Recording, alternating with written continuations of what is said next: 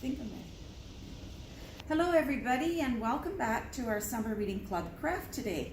My name is Miss Ginny, or Ginny Johnson. I'm from the Drayton Valley Rotary Children's Library, and this is for our Summer Reading Club program. So I hope you're joining us for Summer Reading Club. All of our crafts that we do for Summer Reading Club, our templates and our instructions will be online.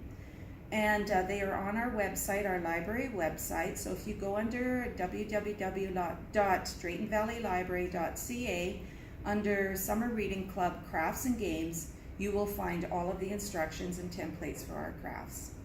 Today we're going to be making a tennis racket. Our theme this year for Summer Reading Club is Game On. So of course we're going to do something with sports. These are the supplies that we're going to need for your craft. Now you can pick and choose whatever you want. The cardboard, I would suggest try to get a stiff piece of cardboard, one that's going to be big enough for tracing on your tennis racket. So the template, as I mentioned, is online. So the first thing you're going to do is you're going to cut out your template and you're going to put it on here on your cardboard. Then you're going to trace it out with your pencil or your pen. I use pencil at first, but I would suggest using pen. And when you're tracing, I would push hard. I'm just going to turn this cardboard over because I've already done that. Just to show you, I used pen and I pushed hard because it makes it easier to cut out afterwards. And don't worry if it looks like it's a little bit like wrinkly, because the cardboard is built that way. It will all cut out nicely afterwards. Make sure when you are tracing that you don't forget to trace in this part of the handle and the middle part. That's very important that you do that. The other thing that you want to remember to trace is the two bottom parts for your handle that you see on your template. So you're going to need two cardboard pieces. Trace those on your cardboard. And later on, we're going to cut those out. Now, before you cut your cardboard out, there's a really important step that you need to do. You need to make 4 lines that are fairly evenly spaced. Don't worry if they're not quite. It's just eyeball it or use a ruler and measure if you want across, and then mark off how far apart you want them. So you want 4 that are going up and down, which is vertical, and you want 5 lines which are horizontal. So again, they should be evenly spaced. Now the reason that we do that is because we need to also mark in, and I used a pen to mark it in, where these lines end. Now the important part about that is don't mark it in right where the line is. Move up a little bit on your tennis racket because you want your holes to be a little bit away from the edge. Otherwise it won't work. You'll rip your cardboard. So make sure you bring them up a little bit. I marked them with pen because then I can remember where those spots are. So then I went ahead and I cut out my tennis racket. You can see I have my markings on there. So don't forget to cut out the middle and the center. Now I used a pretty good pair of scissors to cut it out because cardboard sometimes isn't easy to cut with. If you're having troubles, just ask an adult or someone that can help you with it. You can use other smaller scissors, but whatever you're comfortable using. I know I like to use my bigger ones because it cuts the cardboard a little better.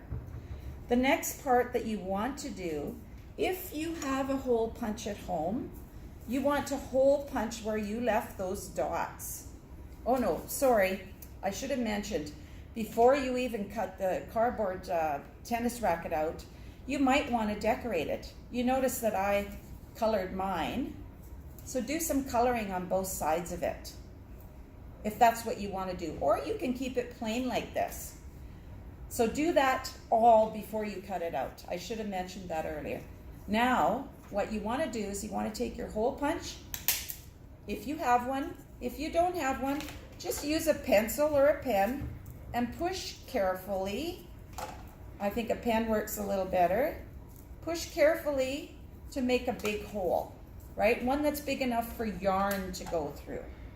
I have a hole punch, so I'm going to hole punch mine. Once you hole punch all the way around, you are going to end up with 18 holes. You want an even number. So that's why I suggest 18. And they're going to be across from each other. So once you've done that, then you're going to take, and I'm just going to punch one on this side just so that you can see what I'm going to do with the yarn.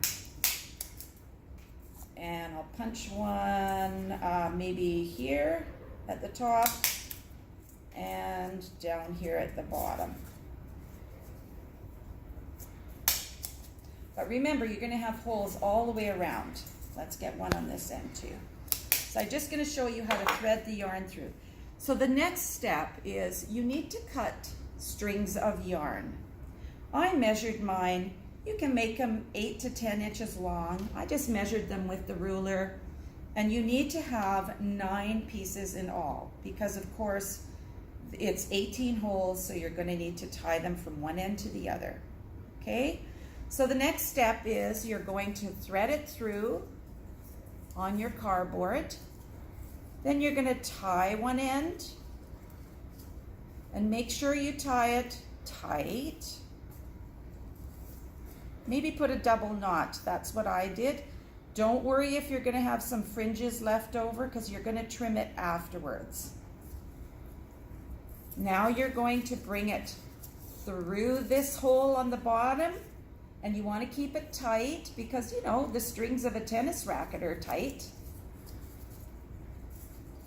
And then you're going to thread it, you're going to knot it on itself. Can you see that? So I put 2 knots in always because it just holds it that much better. So there, you have your first string on. And I just push the little ends that are left over to the back. And then I'm going to do that all the way down. So wherever I have holes that match. And then the other thing you're going to want to do, I forgot to hole punch one here. Oh, sorry, that was supposed to go there. I went to the wrong hole. Anyway, I'm going to do one across here, and then you can see how you go across. So just even up your holes, look across, see which one it matches with. And remember, don't go too close to the edge with your hole punch. And then you're going to wind it through here and tie it on.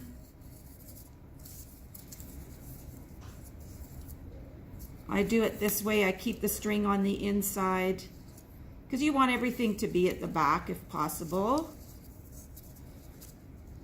And I made my yarn a little bit long because I wanted to have lots of room to thread it. So now the other thing with these, you're going to have these ones on the bottom underneath the other strings. The long ones will be on the top and these will be on the bottom underneath it. So again, I'm going to turn my racket over and tie it on, and I want it to be nice and tight.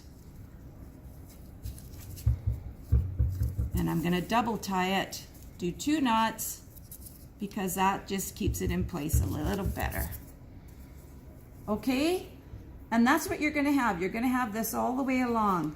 So as you can see on the finished racket, you have that all the way along. I didn't trim mine really well, but I can trim it some more. You won't have these little fuzzy things, but I wouldn't cut it too far or too close to the edge because in case it comes undone.